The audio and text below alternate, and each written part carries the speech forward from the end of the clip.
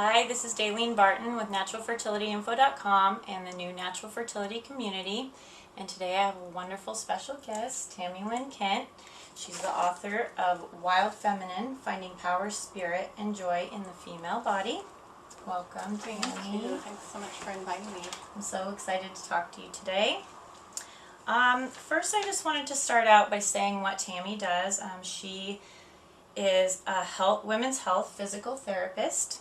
She's the founder of Holistic Pelvic Care for Women, and she's the author of this book, of course.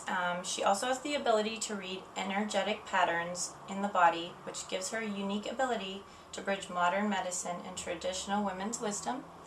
She's also a wife and a mother of 3 sons, and I'm wondering what led you to work with women, and could you please explain what you do as a holistic pelvic care practitioner?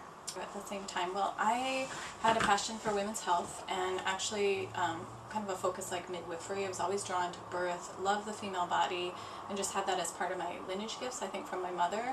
And so I was looking forward to giving birth and just celebrated the female body. But I wasn't sure how to incorporate that into a career. Medical school didn't really appeal to me, and the medical model. So I was very into yoga, and I ended up following my path of doing yoga and working with the physical body to physical therapy school.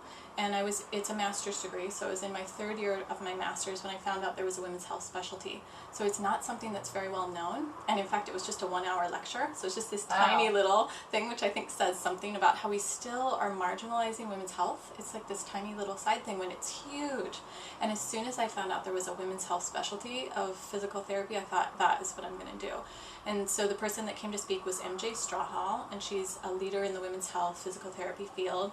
And I ended up, after I graduated, being able to work with her. I just had sort of this perfect path of, I worked at Providence Hospital and a position came open in women's health, and I followed that and got to intern with her for a year and really study and learn about the physical patterns in the pelvic bowl. And I felt like I learned so much about my body. There were things I should have known. I should have learned about the organs, the alignment of the uterus and the vagina and the pelvic bowl, those muscles, and how to keep them in good health, and just basic things that I thought every woman should know this. Why don't we even know that there's this women's health field? And so true. In my feeling in mainstream medicine, because I've gone more and more towards holistic methods of care, I think the 2 things that are missing in mainstream medicine are nutrition, so good quality nutrition and awareness for that, and then physical medicine. So that means alignment of the fascia and the organs so that they can get good blood flow, good energy flow. And so you might have chiropractic care, and you might have craniosacral or massage therapists. What a women's health physical therapist, one of the gifts that she has is that she works on this alignment in the pelvic bowl. And it's really a piece that's missing in women's wellness care. So I'm very passionate about it. It's really changed how I take care of my body, and I love being able to help take care of women and educate them about working with their own bodies. So it's just such a gift. So I want every woman to know about this. I think, the main thing we do for our women's wellness is we get a Pap exam. But the thing about a Pap exam is it just shows cellular changes when they're already there. There's no prevention in that. And actually, when we work with the alignment of the organs and the muscles, and we work with this health, and we understand how to give our bodies good health in the pelvic bowl, then we're using preventative medicine. And we're helping prevent those cellular changes, which might be caused by stagnation or poor circulation in the first place. So I want every woman to know about this so she can begin to take better care of her own health, just as a baseline. Okay, and could you explain to our community what the pelvic bowl exactly is, and what kinds of tools you use to do the work that you do? For the alignment. Maybe I'll get my pelvis in here. So. I know, I love that little pelvis. It's my little mini pelvis. So I'll just start with kind of how I talk to women when they come in. So your pelvic bowl, I literally think of it as the bones of the pelvis, is shaped like a bowl. So you have this place here that we talk about, the hips, which is actually the top of the pelvic crest, and comes down in front, and if you touch that bony place in the front, that's the pubic bone where they come together, then back up to the crest on the other side, and then in the back they meet the sacrum.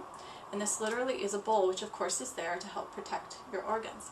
And I also think of it energetically. It's the place where we create our lives. It's where we run all of our energy for everything that we're going to make in our life. And I want to speak to that more and more for women too, so they understand that their creative capacity is always there for them no matter what. And I think we link it a lot to children, but actually it's there, and it's an energetic capacity that we can have no matter what, for everything, for creating our lives in vibrant ways, in healing, in accessing more of the feminine, in having the vibrance that we want in our partnership and our creative work. So there's a lot here for women. So it's also a metaphorical space to me and an energetic space.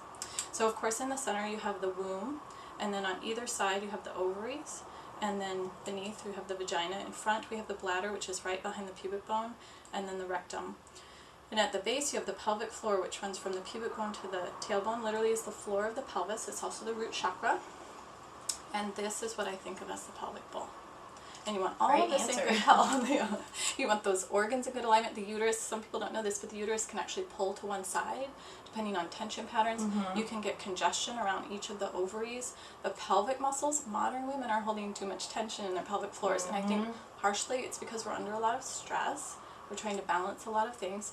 Partially it's because we sit a lot, more than our foremothers did. Yes, and that actually creates a lot of congestion in the pelvis, so we can work with that when we know that. We can begin to move and use things like vaginal massage, which I'll talk about in a little bit, just to get more circulation and flow, which helps also with the hormonal flow and the energy flow and the blood flow in the pelvis. The more that we can get flow, the better. We concentrate on that a lot actually at our website with the Maya abdominal massage, but this takes it a whole step further. And so just to the root. Do you want me to talk about sort of the interface between Maya massage and I can talk about that is actually one of my questions. Is you know, there a lot of our members are familiar with that, and Heather actually created self-fertility massage. So you know, a DVD so that you can do it at home yourself, kind of like your book, explaining you know how you can do some of these healing things at home, and then how do those two complement each other? Right. So I'm a big fan of women learning how to take care of their own bodies. I think that the more we take this into our own hands, the better, and there's real medicine here that we can access. I studied Mayan massage. I added that into my training kind of after I'd done a lot with Holistic Pelvic Care, but I wanted to meet Rosita Arvigo, first of all, who's an amazing healer and teacher, who she studied with the Mayan, some Maya traditions, particularly Donna Ligio, and that story is in her book Sastun if you want to read more about it. Fascinating fascinating story. But I wanted to understand her work as well, and also connect with an intact medicine. So that medicine has been handed from person to person for thousands and thousands of years. So there's an intact medicine there that we can draw from for healing potential. And one of the pieces of that, there's also a spiritual component to that work as well, which I think can be helpful in healing the deeper layers that we might not even understand that are there. There's also the actual massage component, which works primarily in the low belly, and it works with the uterine alignment and also the congestion around the ovaries. Works with particularly to the pubic bone and the front of the abdominal area, and then the sacrum and all around the ligaments here of the sacrum. And so this helps with congestion in the bowl and alignment. So it has a similar basis in that you're working with getting more flow, releasing the congestion, bringing healing energy. It's also very healing on just deep levels, emotional release and whatnot. And then what I do is specifically on the root. So I actually, one of the main techniques I use is intervaginal massage. And sometimes, you know, people feel a little bit intimidated by that because it's such an intimate process. My practice is full about 2 months in advance, entirely by word of mouth. So usually when women come to see me, they're already coming because a friend has told them how important the work has been for them and what it's done. So there's a level of trust there that they're coming to see me. But I understand that it still takes courage because, you know, mostly we think of this as a sexual place. So we're not thinking about it just as muscles and organs that also have an energetic potential that when nourished and worked with on a respectful level can bring all sorts of healing. So I recognize that. So powerful, that in itself, just understanding that your body, you know, that part of your body is just like taking care of the rest of your body. Absolutely. I think it's a part that actually has been ignored. And what happens for women, it takes courage to come, and then they come and see me, and I do one session. So when I actually do the intervaginal massage, what happens is a woman is completely draped, and I just insert one gloved finger intervaginally. My other hand is on top of the drape, and it's working either on the pubic bone or underneath the sacrum. The technique I'm using is actually, I call it vaginal massage for simplicity, but it's actually myofascial release, which is similar to cranial sacral, if you understand that. So it's a very high skill level of hands-on work. And then I'm working with the alignment of the fascia through the organs and the muscles of the root.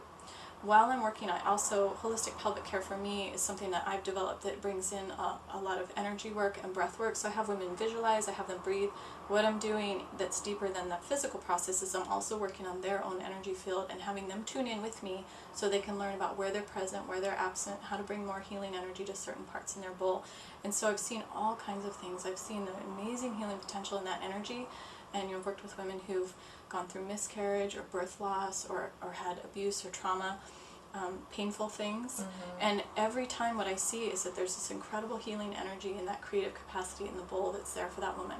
So I've cried with women, I've sat in that beautiful space where things are unfolding and healing right before our eyes, and it's quite magical and mystical, but this is our creative center. Yeah, it really is.